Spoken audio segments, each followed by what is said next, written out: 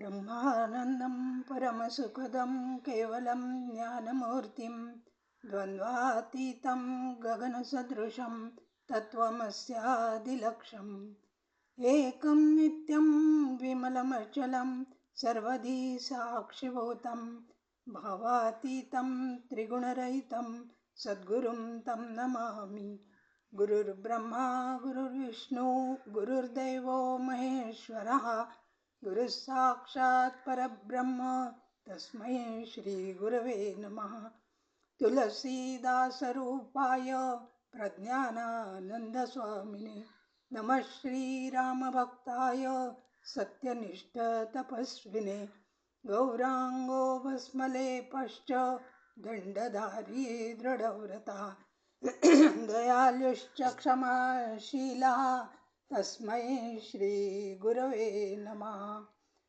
रक्ताम्भोजदलाभिरामनयनं पीताम्बरालङ्कृतं श्यामाङ्गं द्विभुजं प्रसन्नवदनं श्रीसीतया शोभितं कारुण्यामृतसागरं प्रियगणैर्भ्रात्रादिभिर्भावितं वन्दे विष्णुशिवादिसेव्यमनिशं भक्तेष्टसिद्धिप्रदम्। अतुलितबलधामं स्वर्णशैलाभदेहं दनुजवनकृशानुं ज्ञानिनाम् अग्रगण्यं सकलगुणनिधानं वानराणामधीशं रघुपतिप्रियभक्तं वातजातं नमामि। जय जय रघुवीर समर्थ। जय श्रीकृष्ण। श्री रामचरितमानस प्रवचनमालेतलं आजचं आपलं 5वं पुष्प आहे. आत्तापर्यंत आपण मंगलाचरणाचे 7 श्लोक आणि 5 सोरठे पाहिलेले आहेत. आता चौपायांना आपण सुरुवात करणार आहोत. वंदे गुरुपद पद्मपरागा सुरुचि सुवास सरस अनुरागा अमृतमुळीमय चूर्ण सुचारू शमन सकल भवरुज परिवारू सुकृती शंभूतनु विमल विभूती मंजुल मुद मंगला प्रसूती जनमन मंजू मुकुरामलहरणी करत तिलक गुण गणवशकरणी.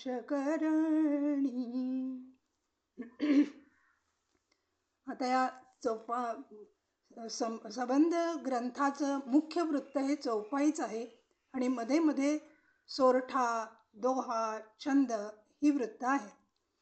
म्हणून काही जण या रामायणाला चौपाई रामायण असं सुद्धा म्हणतात. वंदे गुरुपद पद्मपरागा, गुरूंच्या चरणकमलाच्या परागांना मी वंदन करतो. आणि कसं? सुरुची सुवास सरस अनुरागा. परागांमध्ये त्याला स्पर्श केला की त्यातले पूकेसर गुरूंच्या चरणावर ज्या वेळेला आपण डोकं ठेवतो चरणकमलावर, त्यावेळेला त्या परागांचे जे केसर असतात ते आपल्या मस्तकाला लागतात, त्यांचा स्पर्श होतो. आणि सुरुची आणि सुवास. सुरुची म्हणजे अत्यंत उत्तम अशी बुद्धी. सुवास, त्या कमळाचा जो सुवास आहे तो सुवास म्हणजे गुरुला नमन केल्यानंतर शिष्याची बदलणारी कुबुद्धी असेल तर सद्बुद्धी, सद्बुद्धी असेल तर ती अत्यंत तीव्र तीक्ष्ण तैलबुद्धी तरल अशी. आणि सरस अनुरागा. आणि कमळामध्ये कमळ असतं त्याला पण सरसता, मागे आपण 8 गुण पाहिलेले आहेत. तेव्हा सरस म्हणजे अनुराग, म्हणजे भगवंताबद्दल, गुरूंच्या बद्दल, आपल्या इष्ट आराध्य दैवताबद्दल जे आत्यंतिक प्रेम आहे, जे हृदयात सुद्धा मावत नाही. हृदय भरून अष्टसात्विक भावापन्न होऊन ते डोळ्यातून प्रगट होतं, रोमांचातून प्रगट होतं, घामातून प्रगट होतं. अशा प्रकारे जे प्रेम आहे ते केवळ गुरूंच्या चरणकमलाला ज्या वेळेला शिष्याचं मस्तक स्पर्श केलं जातं त्यावेळेला या सगळ्या गोष्टी होतात. आणि पद्म, कारण आपण पाहतो की कमलाला अनेक समानार्थी शब्द आहेत, पण इथे पद्म हे निर्वाण गती म्हणजे म्हणजे गती देणारं असं हे कमळाचं एक विशेषण आहे. त्यामुळं शिष्याला निर्वाण गती देणारे असे हे सद्गुरू आहेत. आणि पराग म्हणजे सद्वासना, आणि या सद्वासनेनं बुद्धी, मगाशी सांगितल्याप्रमाणे सद्बुद्धी होते, ती तरल होते, तीव्र होते, तीक्ष्ण होते आणि अत्यंत हरिचरणांविषयी, आपल्या भगवंतांविषयी आत्यंतिक प्रेम इतकं निर्माण होतं की गूढार्थामध्ये आमचे सद्गुरू म्हणतात की ज्ञानाच्या 7 भूमिका ज्या आहेत त्यात पहिली आहे सद्वासना, सुविचारणा, तनुमानसा, सत्वापत्ती, असंसक्ती, पदार्थाभाविनी आणि तुरिया. हे ओलांडून त्याच्याही पलीकडे न मन किंवा उन्मन अवस्थेत तो शिष्य जातो. त्याची जवळजवळ समाधीपर्यंत प्रगती होते आणि मग त्याला असे निर्वाण गती म्हणजे मोक्ष त्याला प्राप्त होतो. हे केवळ गुरुचरणांना वंदन केल्याचं फळ आहे.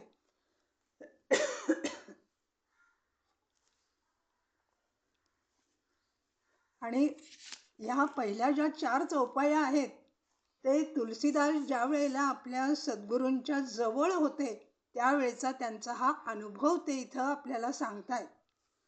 आणि पुढे ही गुरुचरण रज आता कशी आहे तर अमृतमुळीमय चूर्ण सुचारू.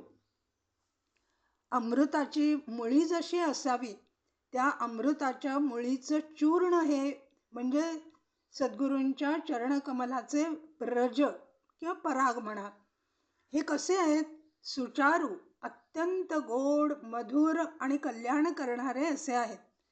कारण काही काही औषधही अत्यंत कडू असतात आणि सद्गुरू वैद्य वचन विश्वासा असा जर विश्वास असेल सद्गुरूंच्या उपदेशावर, त्यांच्या सगळ्यावरच, तर शिष्याजवळही त्याच्या बदल्यात काय हवं. जसं आयुर्वेदामध्ये एखादं औषध आपण जेव्हा घेतो त्यावेळेला त्याला अनुपान लागतं. अनुपान म्हणजे कशाबरोबर तरी, दुधाबरोबर, मधाबरोबर, पाण्याबरोबर.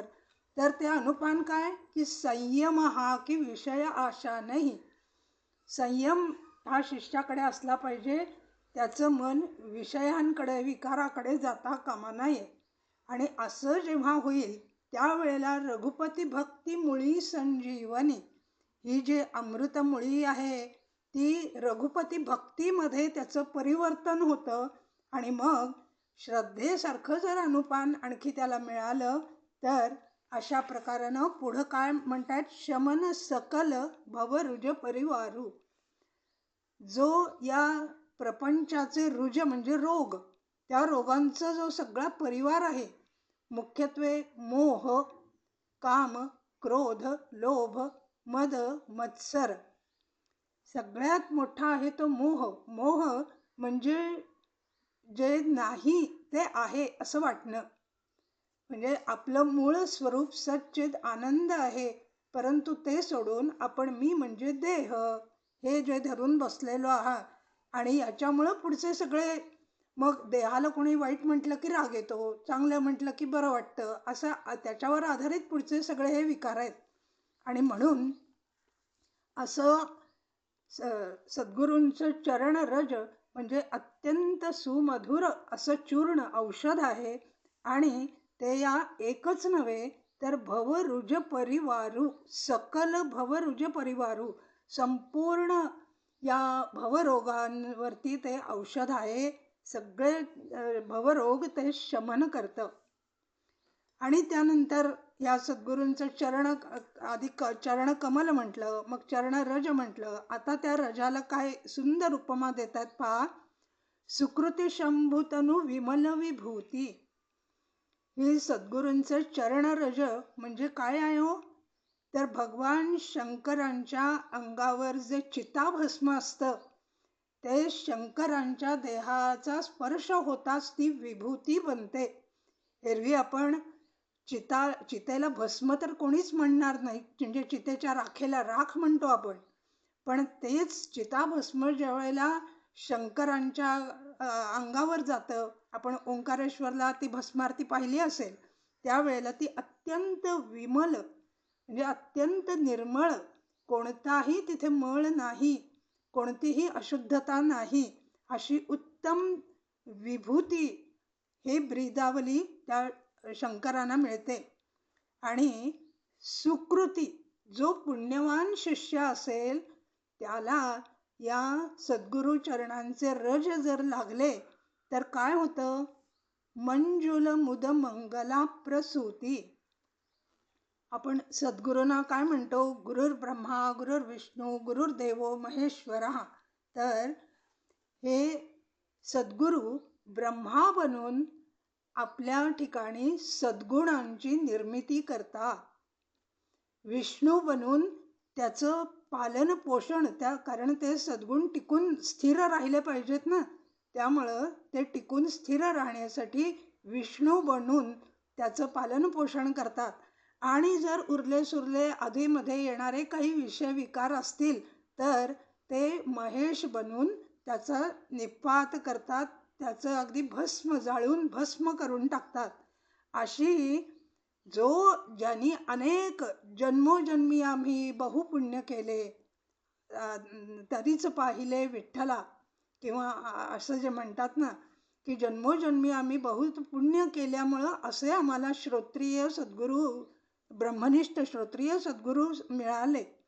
आणि म्हणून अशा पुण्यवान अशा शिष्यांना या सद्गुरू चरणरजाची स्पर्श होताच जणू काही भगवान शंकरांच्या अंगावरची विमल विभूतीच आहे असं त्यांना वाटतं. आणि त्यांच्यामध्ये असा हा बदल होतो की त्यांचे उत्तम गुण आहेत, जे आपण भगवद्गीतेत उत्तम गुणांची यादी पाहिलेली आहे सर्वांनी, तेव्हा अभयम सत्व संशुद्धी वगैरे वगैरे ते सगळे गुण त्या शिष्यामध्ये हळूहळू यायला लागतात. आणि अर्थातच चांगले गुण आले की वाईट जे अवगुण असतात ते आपोआप नाश पावतात. आणि त्यातूनही अधूनमधून काही विषयांच्या चिंतनाने किंवा संसर्गाने संपर्काने आले तर महेश बनून सद्गुरू ते जाळून टाकतात. जनमन मंजू मुकुर मला हरणी करत तिलक गुण गणवश करणी. आणि जन म्हणजे हरिजन म्हणजे जो भक्तजन, त्याचं मन जणू काही मंजू म्हणजे अत्यंत सुंदर, मुकुर म्हणजे आरसा आहे. आणि त्या आरशावर जे काही मळ साठलेला असतो तो या सद्गुरूंच्या चरणरजाने तो सगळा मळ निघून जातो आणि आरसा स्वच्छ होतो.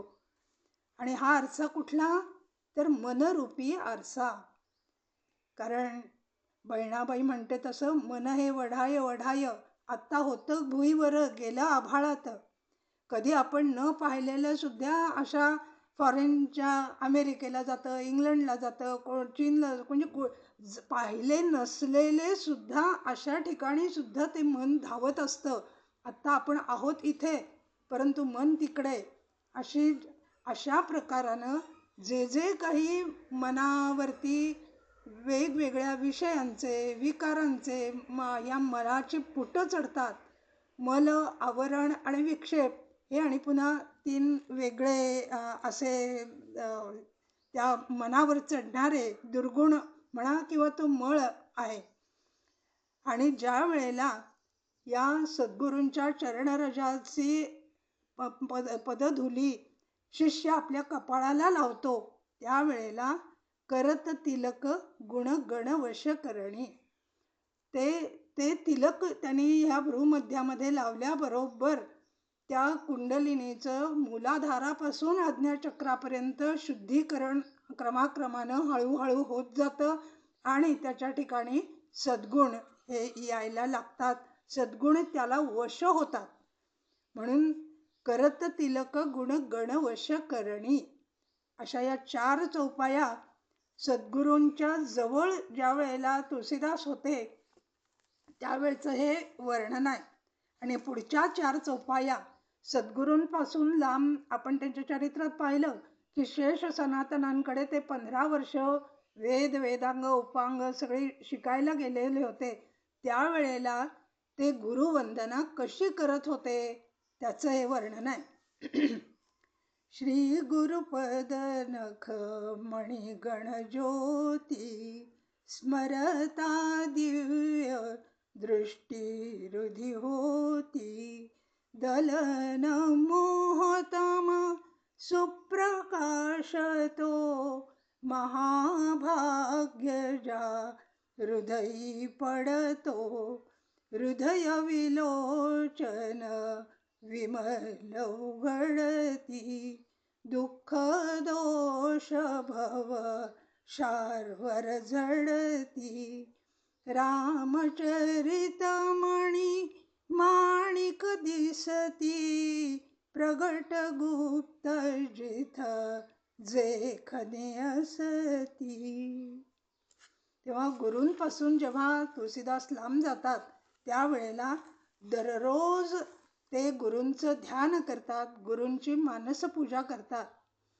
आणि भागवतामध्ये सुद्धा भगवंताचं संचयेत वगैरे ते वर्णन आहे. भगवंताचं पायाच्या नखापासून ते मस्तकापर्यंत, मस्तकावरच्या किरीटा किंवा मुकुटापर्यंत कसं ध्यान करावं ते जे सांगितलंय त्यानुसार रोज तुळशीदास सद्गुरूंचं ध्यान आणि मानसपूजा पहाटे पंचउषकाली उठून करत असत. आणि ते कसं त्यांना दिसत असे तर श्री गुरु पद नख मणिगण ज्योती, श्री गुरूंच्या पायाचं ध्यान करताच त्यांच्या 10 बोटांवरती त्यांना तेजोमय असे जणू काही मणी किंवा रत्न असावीत, असा सुंदर निळसर श्वेत केशरी पीत असा संमिश्र असा प्रकाश त्यांना दिसत असे. श्री गुरुपद नख मणिगण ज्योती. आणि अशा प्रकारानं त्या ज्योतींचं म्हणजे नख नव्हे तर नखावर चमकणाऱ्या ज्योतीसारखं जे काही मणी किंवा रत्न आहेत ते बघताच काय व्हायचं, स्मरता दिव्य दृष्टी हृदि होती. त्या सद्गुरूंच्या चरणांचं स्मरण केल्याबरोबर, ध्यान केल्याबरोबर त्यांच्या हृदयामध्ये जी आपली एक दिव्य दृष्टी असते, प्रत्येकाला ती दिव्य दृष्टी आहे, जी अर्जुनाला रणांगणामध्ये भगवान श्रीकृष्णांनी दिली, पण ती आपण कधी तो दिव्य नेत्र उघडतच नाही, हे आपलं दुर्दैव आहे. आणि ती दृष्टी या भ्रूमध्यातून या हृदयापर्यंत त्याचा प्रवास सतत चालू असतो, परंतु आपण तिकडे पाहतच नाही.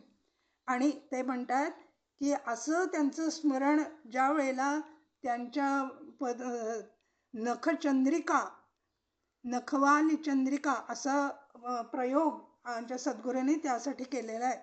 आणि म्हणून म्हणतात की अशा त्या नखज्योतींचं ध्यान करताच, त्यांची ते मानसपूजा करतात, माझ्या हृदयातली दिव्य दृष्टी, माझे दिव्य चक्षु, दिव्य ज्ञानाचे चक्षु हे आपोआप उघडले जात असत. आणि मग काय व्हायचं की माझ्याही हृदयात त्या ज्योतीचं प्रकाश किंवा प्रतिबिंब पडल्यामुळं दलन मोहतम सुप्रकाशतो, त्या प्रकाशाने माझे जे काही मोहरूपी अज्ञान आहे, सगळे जे काही माझे विषय विकार, हे जे काही षडविकार आहेत ते सगळे दलन हा शब्द वापरलाय, म्हणजे जळून जातात सगळे, त्याचं दलन होतं. आणि मग ते म्हणतात महाभाग्य ज्या हृदयी पडतो. अशा प्रकारानं जो गुरूंची रोज गुरूंचं ध्यान करतो, गुरूंची मानसपूजा करतो, तो महान भाग्यवान.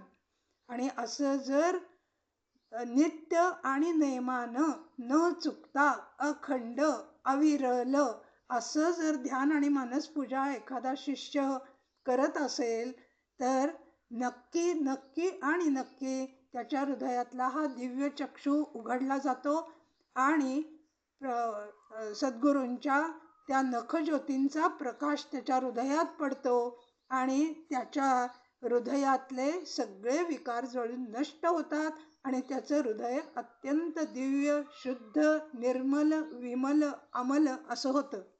आणि काय होतं त्यामुळे? हृदय विलोचन विमल उघडती.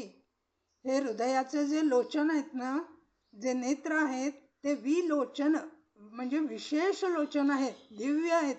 ते असे आपले हे 2 डोळे बाहेरून दिसतात, परंतु हा हृदयातला जो दिव्य चक्षु आहे तो कोणाला नव्हे, आपल्याला सुद्धा दिसत नाही. पण तो कसा आहे? विमल, अत्यंत शुद्ध, शुद्धातिशुद्ध असा आहे. आणि मग तो ज्ञानचक्षु उघडला जातो आणि त्यामुळं काय होतं? दुःख दोष भव शार्वर जडती.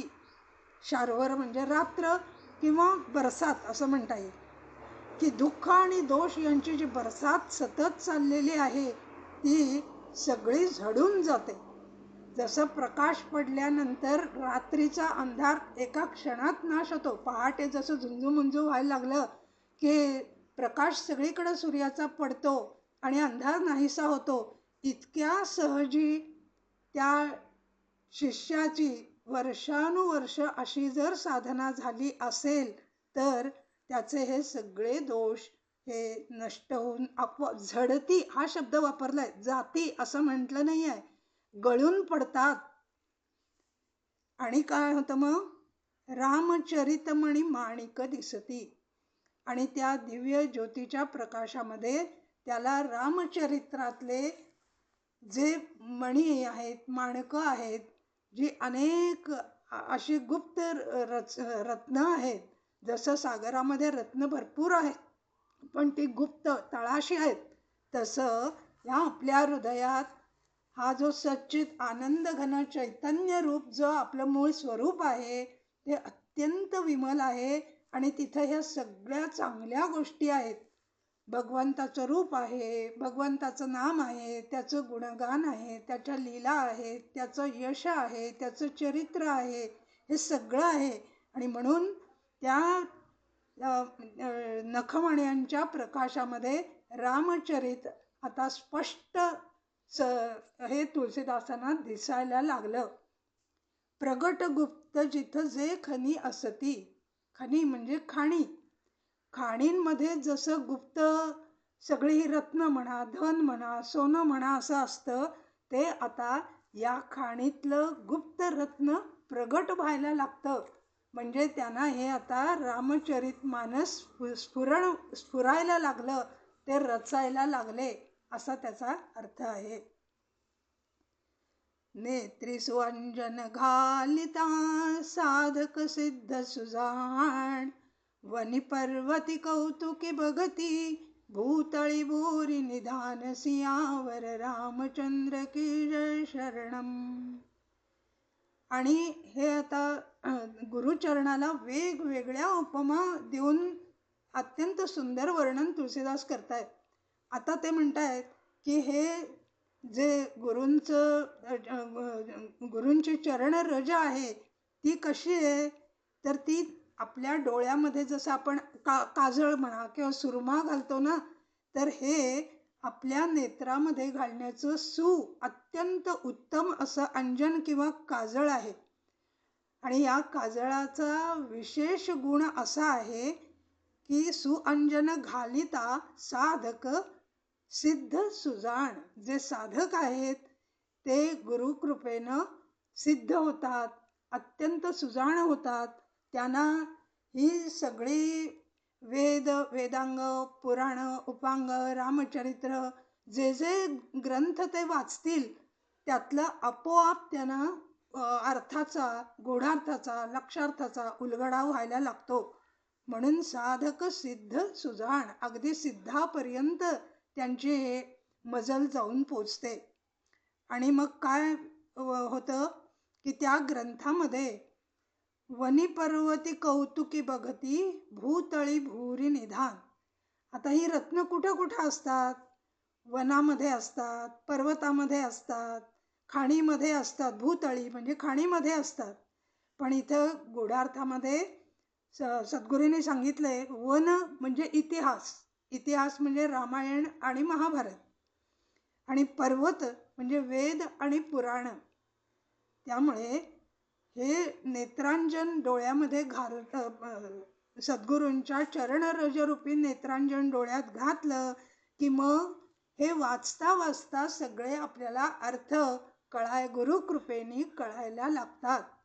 गुरुकृपा झाल्यानंतर असा म्हणजे स्वतःचा असा अभ्यास हा करायचाच असतो. परंतु जर गुरुकृपा नसेल तर जन्म अभ्यास केला तरी सगळे अर्थ जसे गुरुकृपेने